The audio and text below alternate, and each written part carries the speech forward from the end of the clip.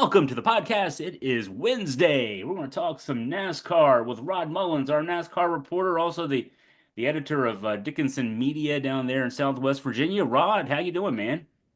Doing okay, Chris. How you doing? All right, is it snowing down your way right now?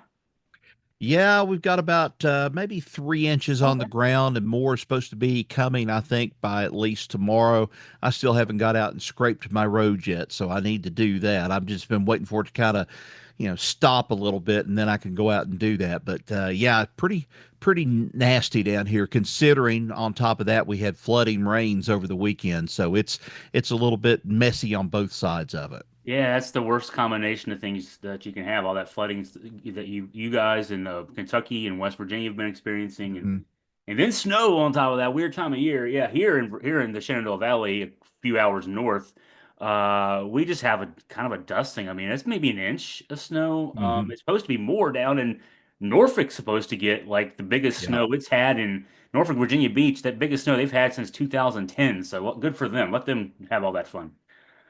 Let's talk some Okay. NASCAR. We just had our first NASCAR race of the 2025 Cup Series season, and boy, we were talking about this coming into the race when we did our first NASCAR podcast of the season last week. We talked about how there had been five straight winners, five straight different winners. The last repeat Mhm. guy was Denny Hamlin back in 2019 and 2020, and wouldn't you know it, we got a repeat winner here in 2025. William Byron gets the checkered flag. Yeah, and it just about didn't happen that way either.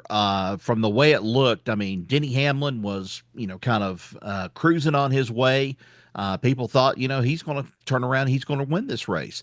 And then something happened in the back of the pack somewhere in there that just collected a whole mass of people, rearranged the entire setup. And then just as the caution came out, here came William Byron. William Byron raced up there to the front, and William Byron ended up getting the race, winning the race out of it. It was good. I think it was good paying attention on his side that got him there. But we still have that controversy as to who started the wreck. Was it Joey Logano?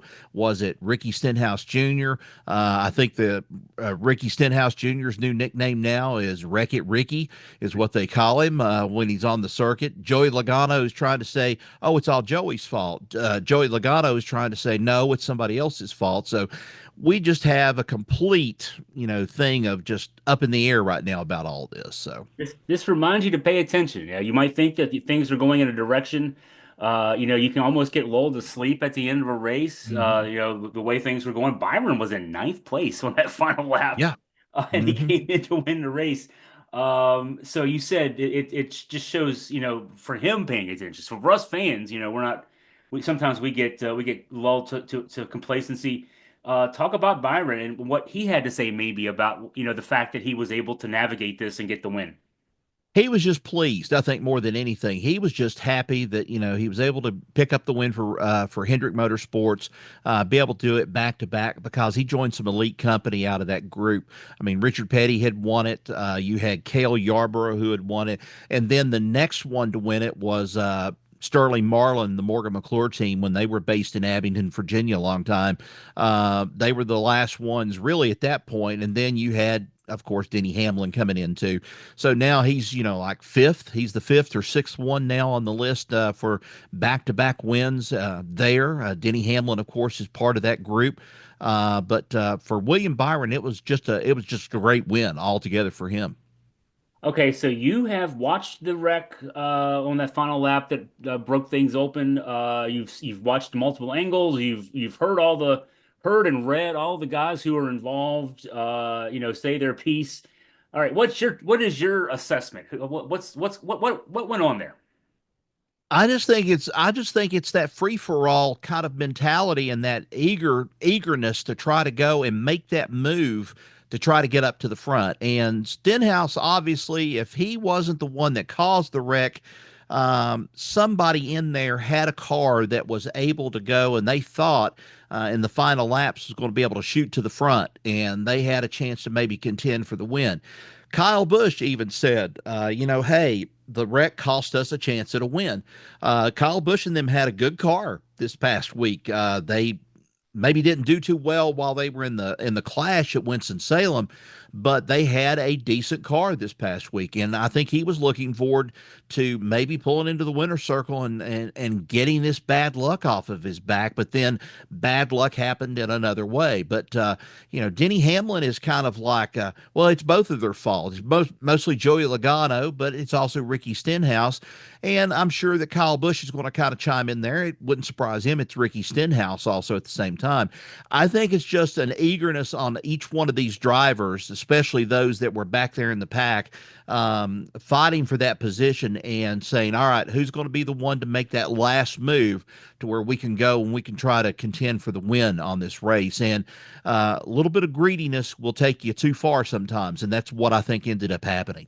And it doesn't just affect you, it affects a lot of other people too, in this case. Yeah. So Jimmie Johnson was a beneficiary of Yeah. this as well. He ends up in third place. Boy, I'm sure there are a lot of NASCAR fans who are still rooting for Jimmie Johnson. He's only a part-time driver now, and Right. has been for the elder statesman, all those NASCAR championships, and to see him in third place all these many years into his part-time driving career is kind of nice for a lot of fans. It is. And, it was very frustrating for him last year. He bought into this process, had bought into being a part time car owner, which he's now, I think, a little bit more than just part time because one of the guys that was partners with him in this kind of business investment now has kind of said, I'm going to get rid of my part. So he kind of sold a little bit of it off, or is selling some of it off. Richard Petty is still like the ambassador of the sport, so to speak, with that ambassador to the race team. But hey, he took that Carvana team and took it to the front and ended up with a third place finish at Daytona with a team that last year was miserable. I mean, they couldn't even buy a win. They couldn't even get a they ended up having to buy DNFs is what it looked like more than anything else because it just wasn't a good thing. And I think it was interesting too that Rick Hendrick talked a little bit about this in a story that was on jski.com. And of course, Johnson has claimed 7 championships over the years, but Rick Hendrick doesn't view Jimmie Johnson as what's called as a turncoat, so to speak. He views him as one of these new owners, one of these car owners, and he says, I'm super impressed with Jimmie. I think that, the cream, it's finally rising to the top here of what this team can do. And he thinks that more than anything else, this team and a bunch of others that are out there that's young and so forth are finally coming into their own and starting to make it a little bit more competitive. And I think kind of see where he's coming from with this. You've got Legacy, who hasn't been that much of an influence, as especially in recent past, now starting to make a run and does so with a great finish here at the Daytona 500. I'm sure they'd like to have the win, but when third's all that you can manage to get to and muster after a big wreck, that's a great statement considering it's Daytona. So I think he's doing well with it. He's had a learning curve. I think he said last year too he wasn't used to losing like this, seeing the DNFs and things like that. Even him driving, that was something he wasn't used to. And I think it's taken the off season, better part of last season and the off season to kind of get him more into the thing of we can do this if we get everything set up. And the guy I mentioned too, I said part of the owners of Legacy Motorsports, Maury Gallagher. He's one of the guys that has now decided he's going to kind of step away from the sport, and I think it's going to open up Legacy Motor Club to somebody else, maybe as a different opportunity for somebody. So NASCAR does it different than the other sports. It's more like this is their Super Bowl, even though it's the first race. Right. It's not like opening day baseball. We're not just Right. starting, even though now we do go to the grind. Okay, so we'll talk about Atlanta coming up as we wrap up the podcast. But let's get into some off the track news. And this is some interesting off the track news. Steve Phelps is optimistic about a manufacturer returning to NASCAR. Yeah. And what's the news there? Well, the news is he kind of wet the worm, so to speak, when he was getting ready to, get the bait and kind of dangle it in front of the media and so forth at Daytona. And what he ended up doing was opening up the possibility of saying that, yeah, it's Dodge. Dodge is considering coming back into the sport. I'd talked at one point, I thought, oh, Honda, Nissan merging together. Well, in the meantime, when I had talked about that, the talks fell apart. The talks fell apart last week. And so now it doesn't look like they're going to be as much as a force to be dealt with that way. And Nissan could actually end up maybe going bankrupt before it's over with. They have so much debt on them. So that would have forbid them from being able to go into the motorsport business, especially with NASCAR. So now you look at Dodge coming back into it again. Is this one of those things of dangling the carrot in front of everybody and saying Dodge is going to come back and then Dodge stays for maybe 4 or 5 years and decides to leave again? Who knows with the way things are going?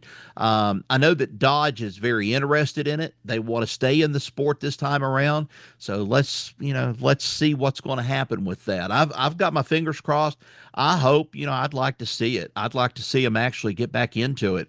But I'd like to see some other names in there too. I just don't want the typical big three now that's in the sport. I'd like to see at least 5 or 6 in there. And some of the drivers used to.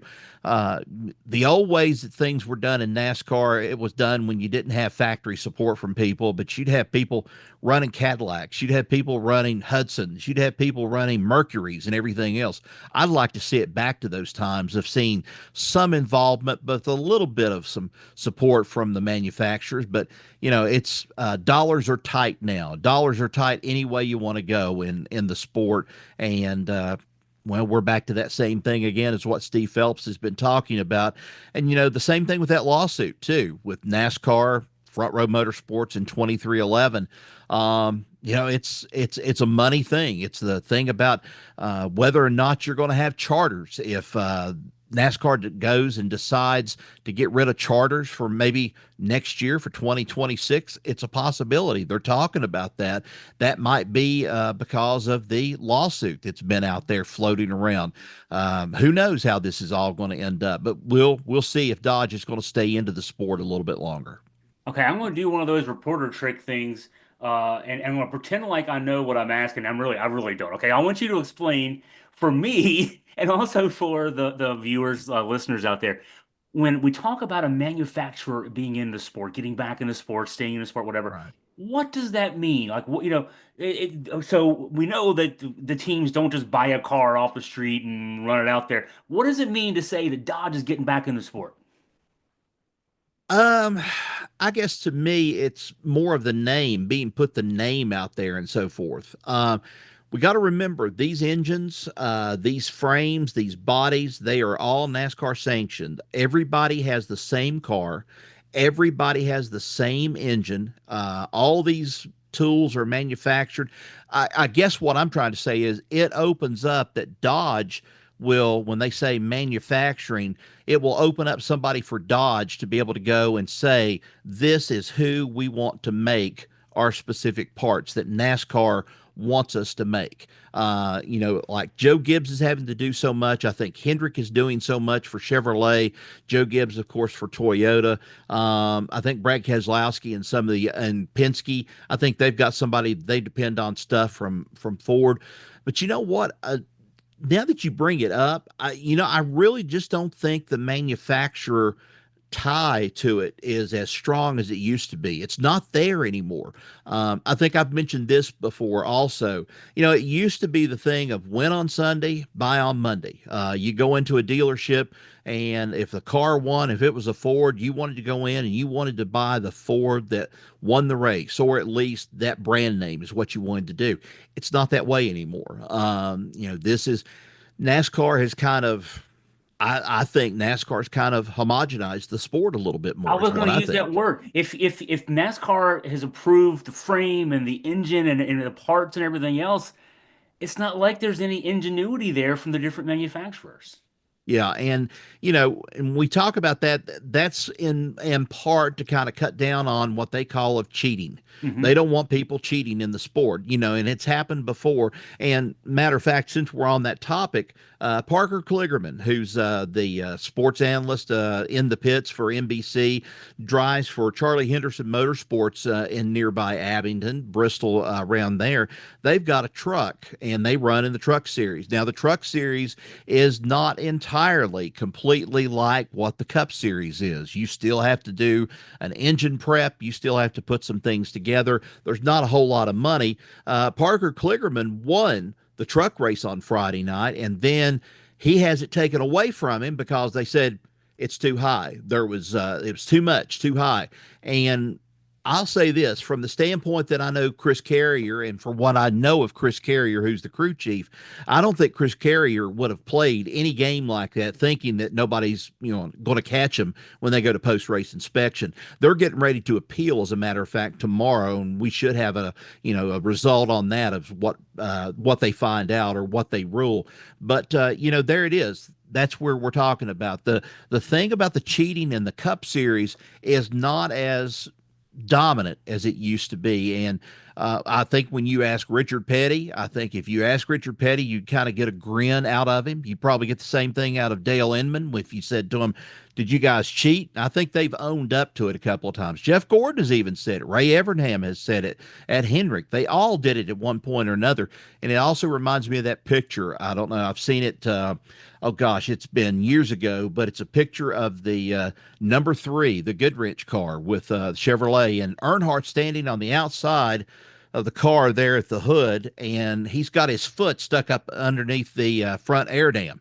And I don't know if it's to give it a little bit more push back in the back or whatever it is, but they were doing inspection. And so that's the old way. Some of these cars had to go through inspection, and some of them slipped it by them sometimes. And then some of the guys that were the people on this stuff, judging this stuff, would kind of look at it and say, yeah, let it go, let it go. But then another might go and say, you got a speck of paint here that's sticking out just enough. It could affect you.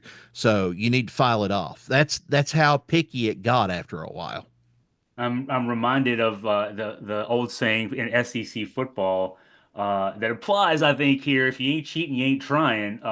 Yep.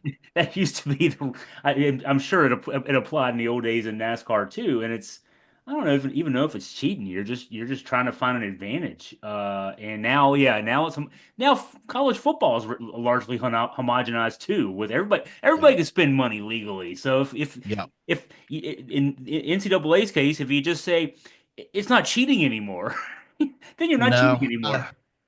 I'm just like, I don't know how you feel about it. I think that the longer that it goes on, the more that I'm kind of soured. If we're on this homogenized kick, I think I'm soured Yeah. on the way things are going with college football and college basketball, especially. Well, I'm just not. I'm not a part of it anymore. I think that they should get paid to a certain degree, but I think it maybe ought to go toward their education and stuff. But I don't know. I don't I'm know. for them That's getting paid. If the schools are making money, the coaches are making money, the athletes should yeah, be making money. But yeah, the homogen, yeah, I'm actually more upset with the NASCAR homogenization, to be honest with yeah, you. yeah. Um, I am too. I'd like to see, the different manufacturers doing different things within the rules, to instead of having this set car kit that, it's almost like I used to there was a soapbox derby in Waynesboro that was really big for years. Hmm. And I used to cover all the time, and you just give them a kit and they build their car and then they go down the hill, and it's just a matter of who Right. goes down fast, quickest that wins. There's nothing to it. It kind of feels like how NASCAR is now. It's almost just like Well, just remember this too. This is another thing to remember. We wouldn't have got a Dodge car, we wouldn't have got a Hemi engine if it hadn't been for Dodge being in the sport, because that's where that sort of thing was perfected. I mean, week in and week out, the Petties and other people that ran Dodge vehicles or Dodge cars during the race, they took that and then they reported back to the people and they improved on that and they did that. It's not the same thing now. It's just not that same way. according to whatever the computer telemetry gives you. That's more than anything else is what it gives you. And it's not a true reflection, I think, anymore of what's out there on the track. It's not a thing of somebody that's going and testing the waters to see if they can better their car anymore by just doing a tweak here and a tweak there. I think that's the big thing about it. That's what my limited actual touch with the racing industry was at the local racetrack that's now closed Mhm. here in the Waynesboro area, and family members who were involved in that, and they were always look. I mean, I don't call it cheating. They were looking for the ways they can get their cars to Right. go faster, to be able to hit turns better, etc. And they were always trying to innovate there. Now, yeah, it's kind of taken away. I mean, the driver's skill is still an important part of it, but the Yeah. engineering skill has gone away. Yeah, the NFL does the same thing. Everybody wants to be the same team. We all play the same game. Yeah, yeah. I Yeah. like different things. I like different approaches because the different approaches are what lead to what you said there, Rod. When you're challenged to try to figure out a different way to go faster, that can Mhm. actually help the other parts of your car business. Well, I feel the tires are homogenized too. I mean, it's now all these drivers have to have a set tire. This tire has to have grip. Well, I understand that. All tires need to have grip and so forth. But it's almost as if they don't want them to be able to touch the tire to where they can, change or they can adapt the tire during the course of the race if they had to. If they had, if their setup, if it's a staggered setup or whatever they needed to do, it's just not that way anymore. It's like drive with the car that got you here. And it's like, okay, well, we got to clean some carbon fiber, some sheet metal up, as the old saying is. But, still, it's just not the same thing anymore. Now that we've gotten finished with the "Get Off My Lawn" segment of the program, let's let's go to Atlanta. Get ready for the second race. Byron has the momentum, if there is such a thing in NASCAR, with the win. How do what are the storylines going into Atlanta? What do we look for this weekend? We're probably looking at a Hendrick run somewhere in there. They've got the momentum right now at this beginning part. We didn't talk about Chase Elliott at the Daytona 500. Chase Elliott ran top five, top 10 for most of the race. He ended up getting collected in that late wreck. I know he likes to do well when he goes to Atlanta because it's not far from Dawsonville. But, for William Byron, he's got a lot on the line. Does he continue this momentum? And then you've got Penske, you've got Ryan Blaney. Ryan Blaney was another one of those drivers doing really well this past week before the big wreck happened. And he can kind of fault Joey Logano for ruining that party a little bit more. But, here the Fords are going to try to get back into it.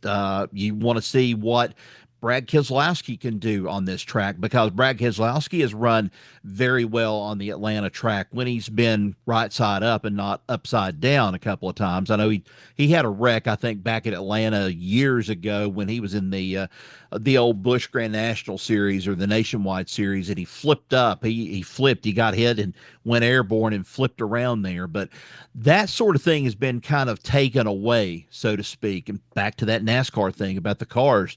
But we'll see what happens with this. I look for Byron to be there in contention unless something gives way real quick with that. Who knows? We might even see Kyle Busch make a run at this because Kyle Busch is looking for a way to get back into the wing column once again. And I know he's complained about Atlanta, but this is the kind of they call it a medium, kind of a mid-sized track is what they call it since they've repaved it. I kind of look for, a lot of Chevys to kind of enjoy the racing at least this time around. But yeah, don't count the Fords out. Now, as for Toyota, you just don't know what they're going to bring to the table. I mean, look who had the pole at the Daytona 500. It's Chase Briscoe. That kind of surprised me if the Toyota's having that much speed. But in the end, they weren't there when they needed to be there. And of course, Denny Hamlin got knocked out of the race. So we'll have to just wait and see, I think, a lot of it. I would kind of give the edge to Byron right now, traditionally, because we're coming out of the gate after Daytona. Things look good for him, but, it's another Sunday and anything can happen on the racetrack. That is true. Well, Ron, as always, thank you for your time. Your insight. Hey, before I forget, Yeah. you talked earlier when we were bantering early, all the issues. Dickinson Media, of course, your media outlet down there in Dickinson County. Uh, you know, you guys are dealing with a lot right now. How are how is Dickinson County, Southwest Virginia dealing with this terrible weather, the flooding rains of the last week, and I know Kentucky's gotten a disaster declaration. I think Virginia officials are working on getting Virginia a disaster declaration. Any updates on that situation? Well, it was so chaotic. I'll put it that way. On Sunday, I got a call from the Dickinson County Administrator's office probably about an hour before it was supposed to take place, and that was Glenn Youngkin supposedly coming to Dickinson County, and was supposed to be there at 3 o'clock and was going to be in the town of Hayside. And then that immediately changed like minutes before he was supposed to be there.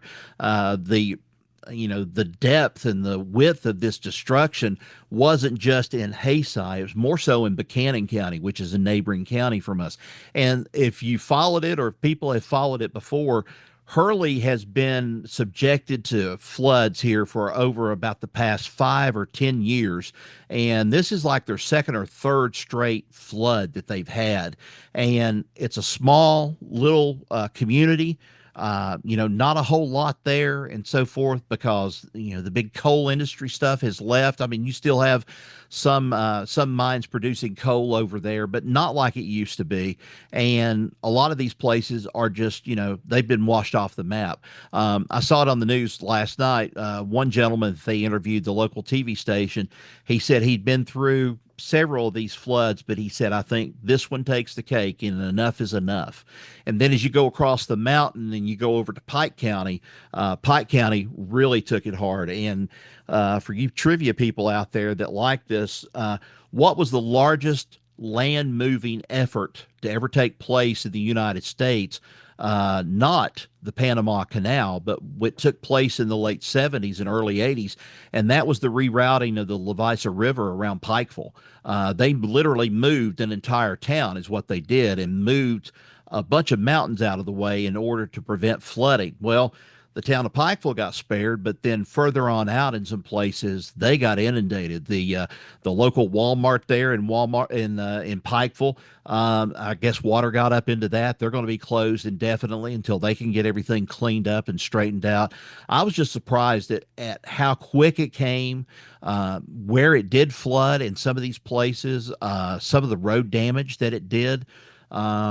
Fortunately, as far as I know, as of right now, recording this, Dickinson County has not had any deaths out of it or anything. I've not heard of any in Buchanan County, but Governor Steve Beshear in Kentucky said as many as 14 now dead, I think, in Kentucky from this. It was just incredible. I mean, just to see this water rise as quickly as it was, and it just there was very little I could do about it. If I wanted to get out and cover it, I would have been I'd have been washed out on both sides, because the water gets up on both sides of the opposite side of the mountain for me. And so that would have kept me from getting anywhere. So I had to rely on people, especially in the county administrator's office, and other people, the sheriff's department also. They gave me some good information as what was going on. They fed it out to the public really well and kept everybody abreast of what they were trying to do.